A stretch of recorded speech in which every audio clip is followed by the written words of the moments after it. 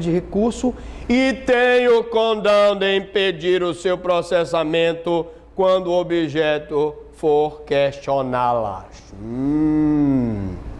Que é uma súmula impeditiva do recurso. Eu já tive uma decisão sobre aquele caso. Essa decisão, se eu entrar com recurso com o objetivo de questionar aquela súmula, ela impede o meu recurso. E o recurso vai ser indeferido de plano, quando o juiz exercer o seu juízo de prelibação, que é o juiz em que ele analisa os requisitos para o cabimento do recurso, ele indefere de plano, porque aquele meu recurso, ele não pode seguir se ele tiver como objeto questionar uma súmula impeditiva desse mesmo recurso. Quando o juiz profere sentença fundada nessas súmulas, e a apelação com o intuito de discuti-las, o juiz nem recebe a apelação. O juiz de primeiro grau decidiu uma questão baseada numa súmula. Eu sei que existe aquela súmula, mas eu, por procrastinação, com o objetivo de atrasar o processo, eu entro com recurso de apelação. O juiz nem vai receber. Eles não são obrigados a julgar em conformidade com o seu enunciado, porque a súmula não é vinculante, como fazem com as súmulas vinculantes. Mas, se o fizerem, eventual recurso não será recebido. Tá? Evidentemente que ninguém está obrigado a seguir essas súmulas que não são vinculantes. Mas, se for uma súmula impeditiva de recurso, você é obrigado sim, e se o recurso for interposto, ele não terá o recebimento. Súmula que autoriza o relator do recurso a negar-lhe seguimento de plano.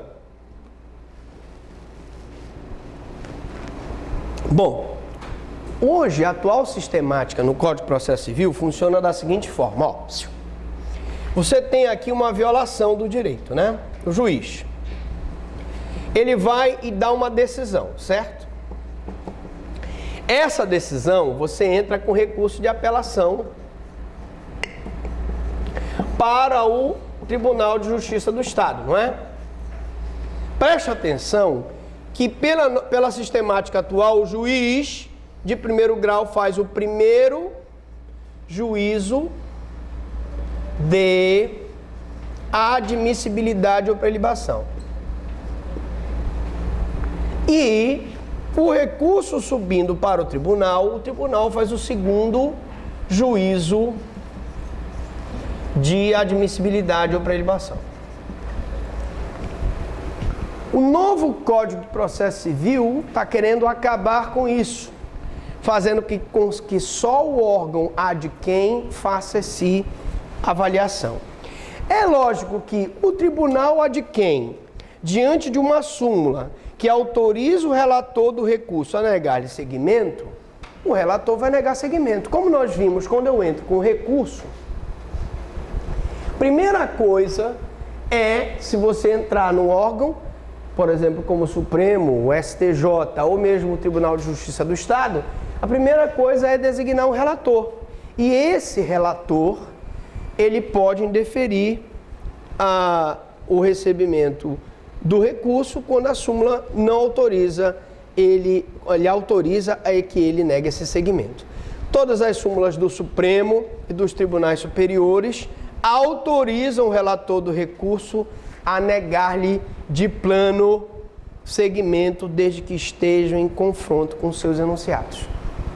Tá bom, professor, beleza. Então, eu tenho uma súmula que não é vinculante, eu entrei com uma apelação, eu entrei com recurso especial, eu entrei com recurso extraordinário e o relator negou seguimento ao meu recurso. O que eu faço? Fica por isso mesmo? Tem uma forma de resolver essa questão? Tem. No Supremo Tribunal Federal, o recurso extraordinário, e no Superior Tribunal de Justiça, no recurso especial, o recurso que obriga esses órgãos a receber o meu recurso se chama agravo de instrumento. Atenção! não é o agravo de instrumento que a gente aprende do Código de Processo Civil, que só vai ter agora o agravo de instrumento, não vai ter mais o agravo retido.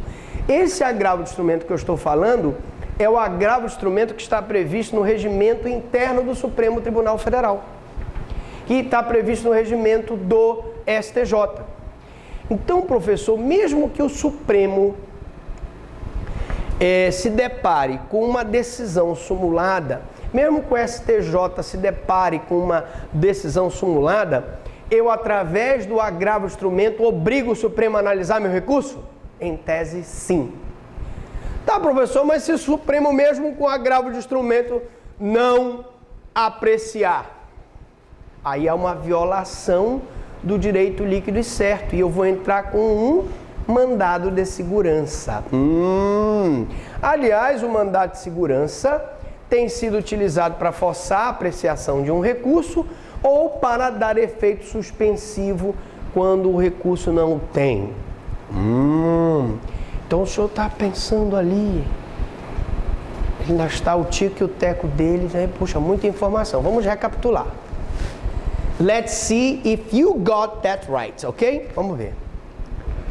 Primeiro, eu entro com um recurso. Esse recurso, já existe uma súmula que autoriza o relator a negar-lhe seguimento. O relator nega o seguimento ao recurso, baseado numa súmula que não é vinculante, do STJ ou dos tribunais superiores. Qual recurso que no STJ ou no Supremo eu posso ajuizar para que ele aprecie o meu recurso? Agravo de instrumento. Esse agravo de instrumento está previsto aonde? No regimento interno do Supremo e no regimento interno do STJ. Professor, e se ele, mesmo com agravo de instrumento, não apreciar o meu recurso? Há uma violação do direito líquido e certo e eu posso me utilizar do mandado de segurança. Deu para entender isso? Fácil. Muito bem. Ou então permite ao relator que de plano dá provimento ao recurso desde que a decisão recorrida esteja em confronto com a súmula. Evidentemente que a súmula, gente, ela não tem um caráter perpétuo e inquestionável, tá? Ela não tem um caráter perpétuo. Você pode fazer um recurso argumentando contra a súmula vinculante, contra aquela súmula que não é vinculante. Porque uma hora aquela súmula pode ser modificada. Não é porque ela é vinculante que ela vai ficar eternamente. Não é porque o Supremo, o STJ, os tribunais superiores têm um entendimento que ela não pode ser modificada. Agora, claro, você tem que fazer um senhor recurso para poder conseguir mudar aquela súmula. Fontes não formais do processo. Olha, gente, acreditem, até aqui nós só falamos das fontes formais.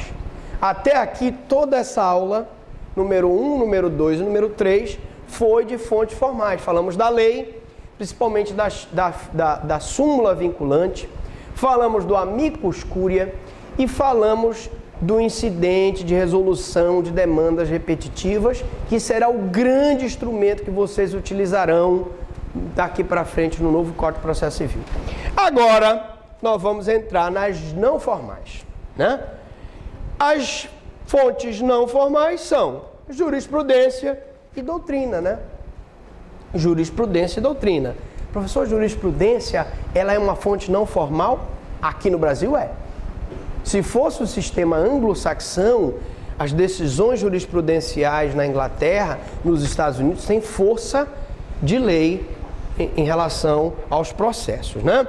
Então, o julgador, ao examinar a controvérsia relacionada a uma determinada norma processual, pode socorrer-se de precedentes judiciais ou da opinião dos estudiosos. Precedentes judiciais, jurisprudência. Opinião dos estudiosos, doutrina. E, aliás, senhores, prestem muita atenção no que eu vou dizer. Hoje em dia, a partir de agora, o futuro é precedentes jurisprudenciais.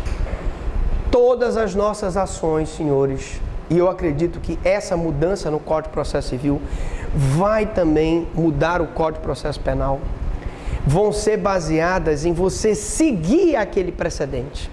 Você pegar aquela súmula vinculante, você pegar aquela súmula não vinculante, você pegar aquela jurisprudência e, baseado naquela decisão, entrar com a atuação. E por isso que eu recomendo aos senhores, querem se dar bem numa prova de concurso público, estudem aqueles ementários jurisprudenciais do STJ, do Supremo principalmente, porque ali está o que pensa o Supremo sobre tudo. Vão lendo. Você quer fazer concurso para juiz federal? Leia aquele ementário. Você quer fazer concurso para procurador da República? Leia aquele ementário. Advogado-geral da União? Leia aquele ementário. Tá? Porque hoje nós vamos trabalhar muito com precedentes judiciais. Tá? Interessa-nos em especial a jurisprudência como fonte não formal do direito. Por quê? Porque a jurisprudência, no nosso ordenamento jurídico, oriundo do sistema romano-germânico, está baseada fundamentadamente na norma escrita, diferente dos países do common law, em que a jurisprudência erige-se em verdadeira fonte formal do direito. Está feita que um juiz americano ou juiz inglês, ele decide uma determinada causa, aquilo vincula as próximas decisões dos outros juízes. Bom, pois os julgamentos são feitos com base nos precedentes jurisprudenciais lá na Inglaterra e nos Estados Unidos. No nosso sistema, a jurisprudência não é fonte formal do direito. Ela é fonte não formal. Uma sentença ou uma decisão judicial não pode estar fundadas apenas em jurisprudência. Elas têm que estar fundadas em outros argumentos de direito, né? Fatos e fundamentos jurídicos. Porque, tecnicamente, ela não é fonte do direito. Devem basear-se na lei ou, no caso de lacuna, nas fontes formais subsidiárias, que é analogia, costumes e princípios gerais do direito. Um dia desse, eu conversando com um colega meu, ele dizia justamente isso. O juiz não pode decidir só baseado em jurisprudência. Ele tem que se basear na lei, gente, porque a nossa lei é a fonte primária, tá? Os precedentes judiciais serão úteis para reforçar as condições do julgador. Lógico que tu vais usar a jurisprudência, as emendas e tal, para reforçar o entendimento daquele julgador. Quanto mais reiteradas são as decisões em determinado sentido, mais auxiliarão a demonstrar o acerto do julgamento, sobretudo quando provierem dos tribunais superiores. Por isso é que eu digo, leiam as decisões dos tribunais superiores. Hoje a tendência moderna é que os órgãos do Poder Judiciário, hierarquicamente inferiores, do primeiro grau, do segundo grau, seguirão, a regra é essa, as decisões dos órgãos superiores. Tá? Porque como nós vimos, além da súmula vinculante ter um efeito que vincula a decisão do juiz de primeiro grau, existem outras súmulas que, embora não sejam vinculantes, ela autoriza o relator a indeferir o recurso. Ela autoriza o relator a não dar seguimento ao recurso. Portanto, é importante o precedente.